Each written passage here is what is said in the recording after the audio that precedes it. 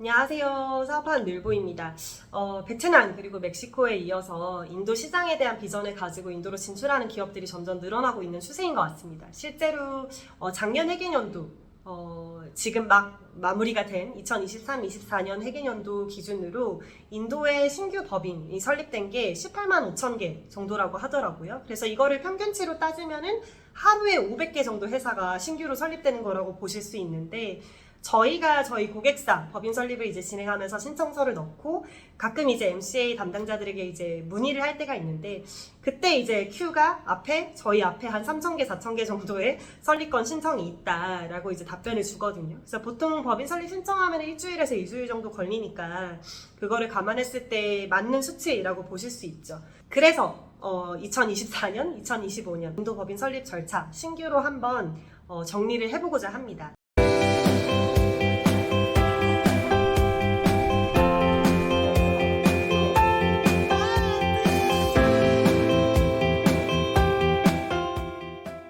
네, 실제로 저희 회사 프로파일입니다. 그래서 여기 프로파일 안에 저희는 이제 법인 설립이 원오브 사업 모델이다 보니까 법인 설립 절차가 이제 설명이 되어 있습니다. 네, 프라이빗 리미티드 유한책임회사 법인 설립. 총 1번부터 24번까지 장정의 프로세스입니다. 가장 처음 진행하는 건 컨센팅 미팅이고요. 이례적으로 작성을 해뒀지만 사실 초기에 잘못된 업체를 선정하면 굉장히 피곤한 사태들이 벌어질 수 있기 때문에 인도를 진출하는 것, 인도에서 어떤 사업을 할지, 그리고 어떤 파트너와 인도를 진출할지 라는 걸 정하는 의사결정이 저는 필요하다고 생각하고요. 그 다음이 이제 초기 의사결정 사안입니다. 그래서 법인명, 그리고 등재이사, 그리고 개인, 법인 주주, 최대 자본금, 납입자본금, 그리고 주소지, 그리고 사업 목적, 이만큼 한 7가지 정도의 의사결정 사안을 결정을 해서 주셔야 되고요. 사실 여기서 좀 유의해야 될 게 각각 있는데, 일단 법인명 같은 경우에는 이미 인도에 있는 상표권, 또 기존의 많은 법인들의 이름이 비슷한 것들이 있다라고 하면 원하는 걸 무조건 받아낼 수는 없어요. 물론 업무 진행비를 조금 결제를 하고 이제 원하는 걸 반드시 받아내겠다 하실 경우도 있는데, 그렇지 않은 경우에는 이제 기존에 등재되어 있던 상표권이나 확인을 해서 추천을 받아서 법인명을 이제 의사결정 하시면 되고요. 그리고 두 번째가 이제 등재이사 2인 이상입니다. 한국 같은 경우에는 이제 사업자 등록증을 보면 대표이사 누구누구누구라고 써져 있는데, 인도 법인 설립증에는 일단 대표이사가 누구다라고 하는 게 써져 있지는 않아요. 그런 정보는 이제 MCA라고 하는 정보 사이트에 들어가서 확인이 가능하고, 그리고 CEO라는 대표이사의 개념은 없습니다. 그냥 디렉터라고 하는 이사 개념이 있고, 대표이사는 그냥 회사 내부적으로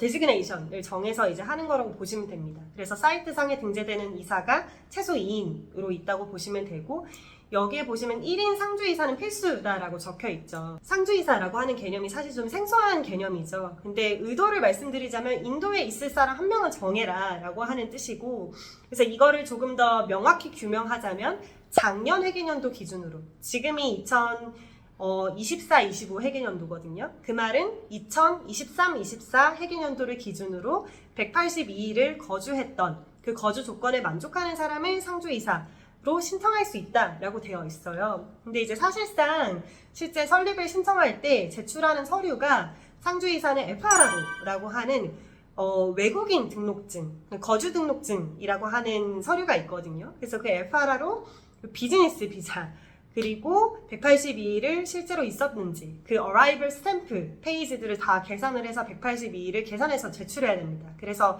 사실상 난 인도에서 거주했어 라고 하는 것만으로 상주이사로 등재되는 건 불가하고, 이 세 가지의 서류를 갖췄는지 여부에 따라서 상주이사로 등재될 수 있다고 보시면 됩니다. 그러면 항상 여기서 질문이 발생하죠. 저희는 그런 사람이 없는데요. 저희 회사는 상주 조건을 만족하는 사람이 없는데요. 라고 하는 게 대다수의 외국계 법인들의 문제겠죠.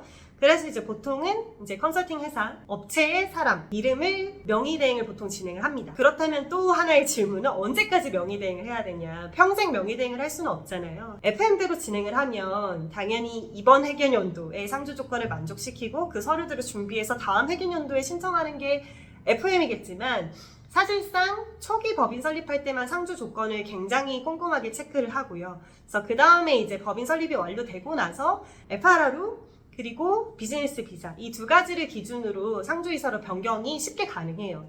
그래서 실질적으로는 법인을 셋업하는 그 초기 한 3개월에서 5개월 정도 기간, 그래서 누군가는 FRR을 취득하러 인도에 나오셔야겠죠. 그래서 그 기간을 만족하면 명의 대행자 이름을 없앨 수 있는 겁니다. 네, 그 다음이 이제 개인 또는 법인주주 2인 이상이고요. 한국은 개인 사업자가 있죠. 인도도 개인 사업자가 있습니다. 다만 외국인에게 허용되지 않습니다. 그래서 어쩔 수 없이 이제 개인 또는 법인주주 2명 이상을 설정하셔야 되고, 사실 그 한국계 법인으로서 인도를 진출을 할 때 우리 회사 100% 자본금으로 넣고 싶다라고 하는 말씀 많이 주시는데, 이 규정에 의해서 이제 100% 자본금은 못 합니다. 그래서 보통은 법인이 99%, 그리고 개인 그 법인의 가장 최대 주주나 그 법인의 대표이사님이나 또는 현재 파견될 법인장님이 1%를 가지고 가는 게 가장 좀 일반적인 의사결정 방향이신 것 같아요. 그 다음에 이제 최대 자본금 그리고 납입 자본금인데, 사실 최대 자본금, 납입 자본금이라고 하는 말은 저희 회사가 이제 번역한 거고요. 실제로는 authorized capital, paid up capital 이라고 하는 이름이, 이 단어가 MOA라고 하는 정관상의 명기가 됩니다. 그래서 이 두 가지가 정확한 금액으로 의사결정이 되어야 하는 거고, 최대 자본금은 말 그대로 정말 최대 자본금이에요. 나중에 언제든지 그 자본금 내에서 추가적인 자본금을 들여와서 중앙은행에 신고하면 된다라고 하는 그 범위를 미리 신고해 놓는 거라고 보시면 되고요. 그리고 납입 자본금은 최초로 각각의 주주들이 본인들의 계좌에서 이 인도 법인의 계좌로 넣을 그 금액이 얼마예요? 이게 사실 우리 한국 기준으로 하면 진짜 자본금이죠. 그래서 그게 이제 납입 자본금 개념이라고 보시면 되는데, 항상 질문 주시는 게 이 자본금을 얼마로 설정해야 되냐라고 하는 거를 많이 질문을 주시죠. 근데 저희 회사 경험상 일단 1차 납입 자본금은 뭘 고려하셔야 되냐면, 초기 한 5개월에서 6개월 동안 인도 내에서 발생할 실비가 얼마지? 라고 하는 걸 좀 검토하셔야 돼요. 그래서 뭐 이런 경우가 허다합니다. 제조법인인데 법인을 설립했고 자본금 설정했는데 한 1,000만 원으로, 근데 막상 임대 공장을 계약을 했더니 임대 공장에 그 보증금만 3,000만 원이네? 이렇게 되면은 이제 나머지 2,000만 원을 확보하기 위해서 추가로 자본금을 들이시던가, 아니면 뭐 증자를 하셔서 최대 자본금도 1,000만 원으로 하신 경우가 있거든요. 그럼 증자를 해서 3,000만 원으로 끌어올려서 그 돈을 추가로 납입해야 되고, 아니면 뭐 저희 같은 컨설팅 회사를 통해서 대납해야 되고, 이런 좀 불필요한 비용들이 발생을 하기 때문에 사실 납입 자본금은 실제로 인도 법인을 설립하는 그 초기 과정에서, 셋업 과정에서 얼마만큼의 금액이 발생할까를 기준으로 생각하시는 게 좋고요. 최대 자본금은 조금 저희 생각이 다릅니다. 왜냐면 금액을 이제 펀딩하는 데 있어서 자본금이라는 방식의 펀딩도 있지만 대외 상업 차입이라고 본사가 이 인도 법인에게 빌려주는 금액으로 진행하는 것도 가능하고, 그리고 조금은 작은 금액들은 이사가, 그러니까 내가 등재이사인데 등재이사가 회사에게 금액을 빌려줬습니다 라고 하는 디렉터 론이라고 하는 이사로부터 받은 과수금, 차입금으로도 좀 작은 금액들은 펀딩이 또 가능해요. 그래서 금액 이제 조달이 가능하고, 그래서 이제 최대 자본금 과연 만약에 자본금 규모가 크시다면, 예를 들어 부지를 매매한다 또는 건물을 매매한다 이런 계획이 있으신 분들은 그런 계획에 대한 자본금 조달을 어떻게 하지, 자금 조달을 어떻게 하지 라고 하는 걸 좀 더 생각하시고 결정하셔야 되는 것 같아요. 그래서 사실 자본금, 이 최대 자본금과 납입 자본금을 증자하는 절차가 한 2-3주 정도 걸리거든요. 그래서 그거를 토대로 나중에 필요할 때 증자한다 라고 의사결정 하시는 경우도 있고, 자본금으로 조달 안 하고 대외 상업 차입으로 조달한다. 그렇게 되면 나중에 다시 그 금액을 한국으로 빼가기가 쉽거든요. 그래서 그런 식으로 의사결정하는 경우도 있어서, 이 최대 자본금은 실제로 우리 회사가 한 5년간 필요한 금액이 이만큼이야 로 생각하실 게 아니라 차후에 좀 큰 금액들이 필요할 때는 어떻게 조달하지? 라고 하는 건 좀 차후로 접어두시고, 초기에 한 1년 정도, 2년 정도, 이 정도 필요하겠다 라고 하셔도 되고, 아니면 그냥 1차 납입 자본금이랑 동일하게 설정하셔도 됩니다. 그 다음에 이제 법인 설립 주소지입니다. 이것도 사실 좀 어렵죠. 법인으로서 제조업은 더 어려워요. 임대 공장을 찾아서 임대를 하는 데까지 시간이 오래 걸리잖아요. 법인 설립을 하겠다라고 결정을 내리신 후에 이 법인 설립되는 게 지연이 되는 건 다 이제 마이너스잖아요. 회사 입장에서는. 그래서 이제 이 주소지를 임대 공장을 찾은 후에 법인 설립하겠다라고 하거나 또 이제 일반 기업도 마찬가지로 우리가 실제로 사용할 오피스를 먼저 찾아놨습니다. 이런 경우는 존재하지 않습니다. 보통은 주소지가 없어지기 때문에 가장 많이 사용하는 게 비상주 오피스예요. 한국도 이제 비상주 오피스라고 하는 개념이 있어서 주소지만 빌려주는 그런 개념이 있잖아요. 그래서 인도에도 그런 개념이 있고 한 연에 30만 원에서 60만 원 사이 정도로 이제 가격대가 형성되어 있는 것 같아요. 그래서 그 정도로 이제 납부를 하고 처음 설립할 때는 그 비상주 오피스로 설립을 하고 나중에 실제 사용할 오피스 또는 실제 사용할 공장으로 주소지를 변경하시는 게 가장 일반적으로 진행하시는 방법인 것 같습니다. 그 다음이 이제 사업 목적. 이건 말 그대로 회사가 영위할 사업 목적이기 때문에 이 부분은 이제 공유를 주셔야 저희가 뭐 정관을 작성할 때 또 법인명을 신청할 때 간단하게 사업 목적을 넣어야 되거든요. 그래서 그걸 위해서 이제 필요한 내용이라고 보시면 됩니다. 네, 그 다음이 이제 법인명 승인입니다. 설립 사업 목적 이런 이제 초기 의사결정 사안의 공유를 주시면 저희가 이걸 토대로 이제 법인명을 승인을 받을 수가 있어요. 그래서 실제로 MCA라고 하는 사이트에 들어가서 법인명을 이제 신청을 하고 보통 한 2, 3일 정도 내로 법인명 신청에 대한 결과가 나옵니다. 근데 하나 여기서 좀 큰 변수가 10개 업체 중에 1개 업체 중 1개 정도 업체가 이런 경우를 경험하시는 것 같은데 법인명이 이제 반려되는 경우가 있어요. 그래서 반려되는 경우는 뭐 간단합니다. 그 상표권이 있거나 뭐 상표권이 있는 거는 당연히 반려가 되고요. 근데 이제 비슷한 법인명이 있을 때 신청을 했을 때 통과가 될 수도 있거든요. 그래서 그냥 비슷한 법인명이지만 일단 신청을 해주세요 라고 하면 신청을 하는데 그때 이제 반려가 되는 경우가 있어요. 그래서 반려가 되면 뭔가 좀 추가적인 서류 작업을 해서 이거 법인명 저희 꼭 필요합니다 라고 신청을 해도 또 반려나고 또 반려나고 이런 사례가 있습니다. 그래서 이런 경우에는 법인명을 아예 바꾸셔서 신규 신청을 하시거나 아니면은 진짜 이 법인명을 반드시 해야겠습니다 라고 하면 저희가 직접 협의를 해야 됩니다. 정부 담당자 협의를 한다는 건 당연히 어떤 그 모종의 그런 금액을 납부해야 된다라고 보시면 되고 보통 그 금액이 한 5만 루피에서 8만 루피 사이 정도로 보시면 될 것 같아요. 80만 원에서 100만 원, 110만 원 이 정도 사이 금액으로 합의를 해서 법인명 승인 받을 수 있습니다. 그 다음이 이제 그 1차 서류입니다. 사실 이게 최근에 좀 업데이트가 됐어요. 그래서 아직 저희 프로파일에는 반영이 되지 않았는데 그 업데이트된 파일을 토대로 좀 자세하게 설명을 드릴게요. 네, 지금 보시면 이게 보통 저희가 공유해드리는 양식이거든요. 그래서 초기 의사결정 필요한 사안이 이렇고 예정이사 및 주주 필요 서류 그래서 보시면 이것까지는 똑같습니다. 여권 사본이나 휴대폰 고지서 이런 이제 필요한 서류들이 있다. 근데 여기 보시면 이게 추가되어 있죠. 법인의 10% 이상 주주 소유자. 이게 무슨 말이냐면 인도에 설립이 될 예정 법인이 B법인이라고 하고 이 법인에 출자를 하는 그 모기업이 있을 거잖아요. 그래서 그 모회사를 A법인이라고 하면 그 모회사 A법인의 지분을 10% 이상 가지고 있는 인원에 대해서 이제 여권 사본과 그리고 휴대폰 고지서 뭐 또는 금융거래 내역서 이런 주소지 증빙 서류를 요청을 하고요. 그리고 정보 또한 예정이사, 개인주주, 법인주주는 동일합니다. 동일한데 보시면 법인주주의 실소유주 그러니까 전체 주식의 10% 이상을 소유하고 있는 그 말씀드렸죠? A 모회사의 10% 이상의 주식을 소유하고 있는 소유주들에 대해서 이런 정보들이 필요합니다. 그래서 이제는 어머니 성함도 물어보더라고요. 그래서 이거는 법인 설립을 할 때 필요한 건 아니에요. 언제 필요하냐면 법인의 계좌를 개설할 때 필요한데 최근 들어서는 그냥 단순히 주주가 누구야 라고 하는 것만 이제 트래킹하지 않고 이것의 실제 소유주가 누구야. 그래서 이 인도 법인에 실제로 파워가 있는 그 사람 누구야 라고 하는 정보를 달라라고 하는 게 좀 업데이트가 됐어요.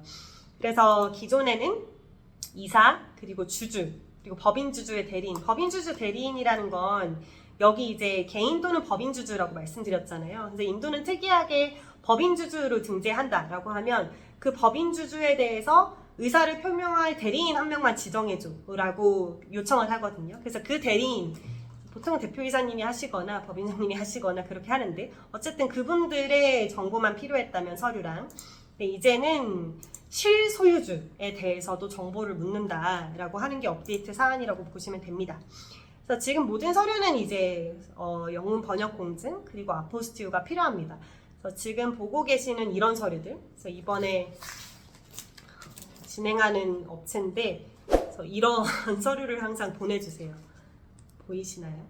그래서 이렇게, 그래서 보시면은 서류에 대해서 이제 영문 번역 공증을 하고, 이런 식으로 어떤 법무법인 누구누구다 라고 하는 내용이 이제 공증이라고, 법무사 공증이라고 보시면 되고요. 이 스티커가 아포스티유입니다. 그래서 이런 식으로 스티커가 나오죠. 그래서 이게 아포스티유입니다.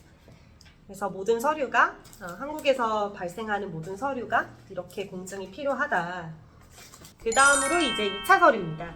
2차 서류가 필요한 단계는 언제냐면, 이 법인명을 신청하잖아요. 신청하고 나서 승인을 받으면, 그래서 사실 이 3번과 4번은 동시에 일어나는 업무라고 보시면 됩니다. 그래서 승인을 받고 나면 2차 서류를 바로 준비할 수 있는 타이밍이고요.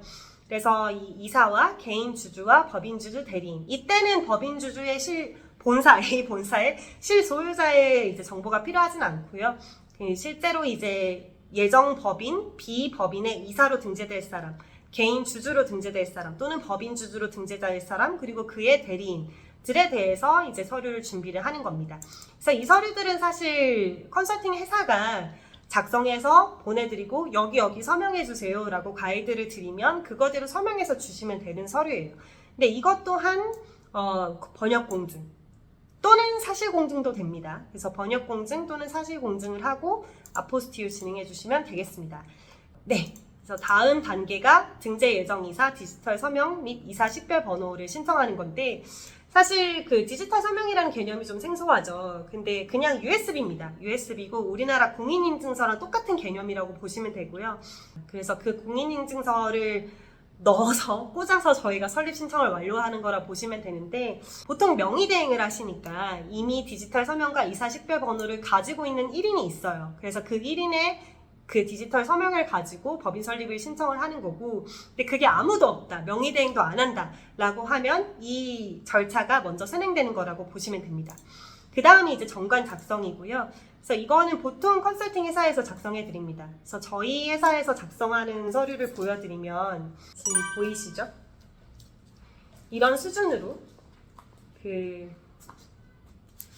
법인의 사업 목적, 그리고 어떠한 행위들을 영위할 수 있는지, 그리고 이 법인이 어떠한 룰에 의해서 회사의 내부적인 행정 처리가 진행이 되는지 라고 하는 거를 이제 전반적으로 작성을 해서 이제 공유를 해드립니다. 그 다음이 이제 법인 설립 승인 단계라고 보시면 되고요.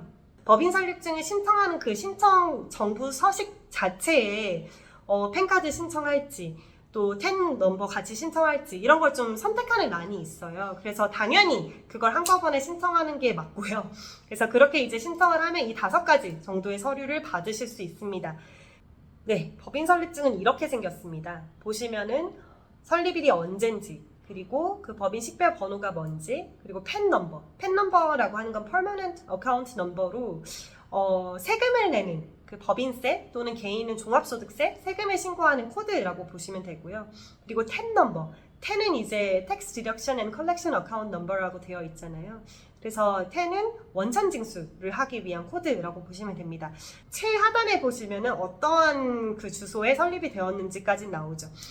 초기에 말씀드렸는데 인도 법인 설립증에는 대표이사 누구 이런 이름이 없어요. 그래서 한국은행에서 가끔 이제 해외 투자 신고가 되거나 해외 투자 신고를 할 때나 이럴 때 그 법인 설립증에 대표이사 누군지 정보 공유해 주세요라고 하는 요청을 주시는 은행원들이 있으시더라고요. 근데 그때마다 제가 설명드립니다. 인도의 법인 설립증에는 그런 대표이사 이름이 적혀 있지 않습니다. 만약에 필요하면 이 법인의 설립을 관할하는 MCA 정부 사이트에 이사로 등재되어 있는지 사람이 누군지의 그 프린트, 그 스크린샷 정도는 출력해 드릴 수 있습니다 라고 저희가 항상 답변을 드려요. 그리고 이사 식별번호가 이렇게 나와요. 이거는 이제 저희는 못 보고요. 그 실제 이사로 등재되신 분의 이메일로 이런 그 서류가 날아오거든요. 그래서 이런 누구누구에게 그 주소까지 나오고 당신의 이사 식별번호는 이겁니다 라고 하는 이제 내용으로 이렇게 날아옵니다. 네, 팬카드는 이렇게 생겼어요. 그래서 과거에는 이 카드 자체가 사실 날아왔었는데 요즘에는 이 실물 카드 자체가 나오지 않더라고요. 개인 팬카드는 그 주소로 날아오는 것 같은데 법인 팬카드는 이렇게 카드 자체가 날아오진 않더라고요. 그냥 이렇게 온라인으로 이렇게 날아오고 여기 보시면 절취선 보이시죠? 그래서 이거 잘라서 코팅해서 써라 라고 하는 식으로 날아오는 것 같습니다. 네, 그리고 10 원천 징수를 하기 위한 코드는 이런 식으로 레터로 날아오고요.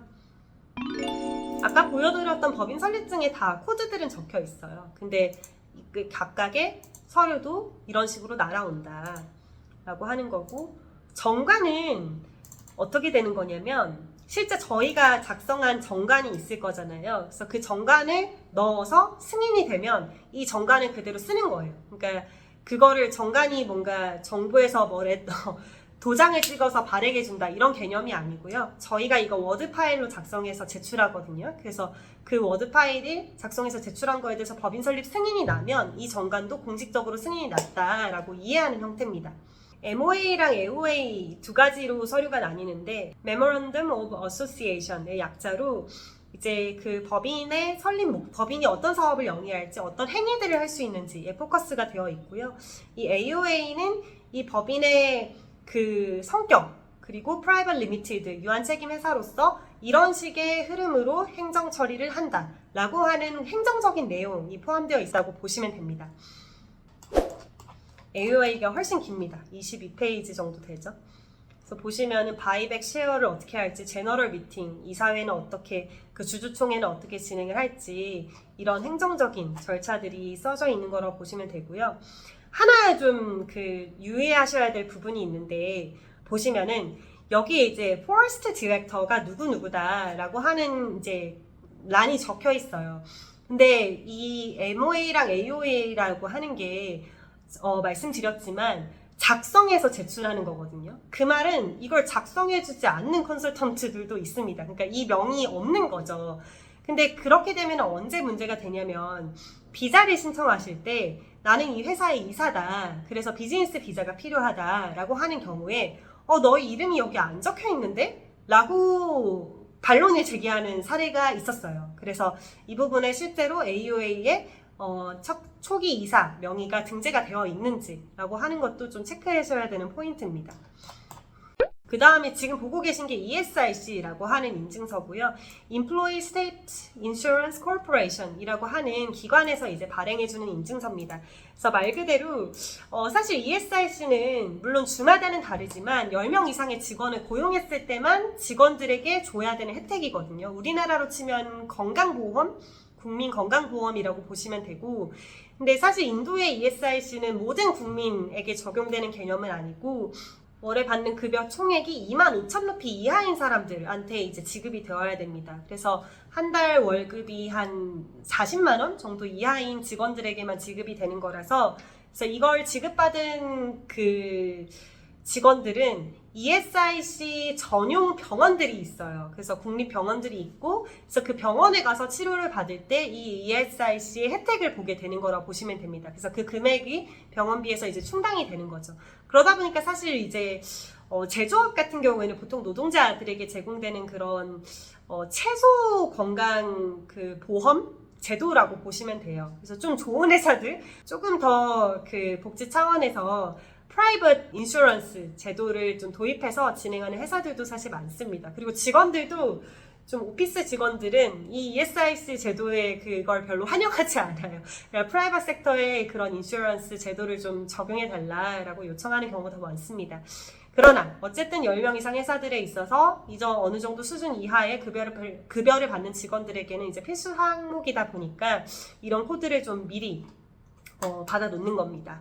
그 다음이 이제 PF인데, 프로비던트 펀드는 우리나라로 치면 국민연금이에요. 그래서 이제 퇴직 했을 때 이 연금을 이제 받을 수 있게 하는 그런 이제 펀드 제도, 연금 제도고요. 그래서 이거는 사실 증명서가 없이 코드만 발급되는 경우가 많거든요. 그래서 그 코드를 받으면 PF 사이트에서 그 코드를 토대로 고용하는 직원들을 이제 업데이트하고 연금 금액을 이제 납부하는 형태로 보시면 됩니다. 그래서 이제 PF 같은 경우에도 사실 20명 이상의 직원을 고용했을 때 적용되고요. 주마다 10명일 때 적용해야 되는 주도 있어요. 그래서 그 코드 20명 이상이 되면은 제공해야 되는데, 만약에 회사에서 복지 차원으로 우린 10명이 안 됐지만 20명이 안 됐지만 그냥 연금 제도 지원하겠다 라고 하면 이 PF 정도는 이제 제공해주는 게 사실 좋습니다. 실제로 많은 직원들이 PF는 제공해주나요? 라고 하는 거 이제 물어보는 사례가 많아요. 이거는 굉장히 좋게 인식되어 있는 그런 제도이기 때문에 그렇기도 하고, 그리고 이번에 한 달 전에 인도에서 예산안을 발표했는데 그 예산안에서도 PF를 신규로 제공하는 그런 업체에 대해서, 또는 이제 신규로 채용이 돼서 처음으로 PF 사이트에 등재가 된 사람에 대해서 이런 내용들을 지원한다라고 하는 내용의 이제 예산안이 발표가 됐어요. 그래서 그 말은 국가에서도 사실 좀 자금을 조성하기 위해서 이 PF 제도를 굉장히 밀고 있다라고 보시면 됩니다. 그래서 여기까지가 법인 설립이 실제로 되는 순간, 그리고 법인 설립증과 함께 어떠한 코드 또는 서류들을 발급받을 수 있는지 설명드렸고요.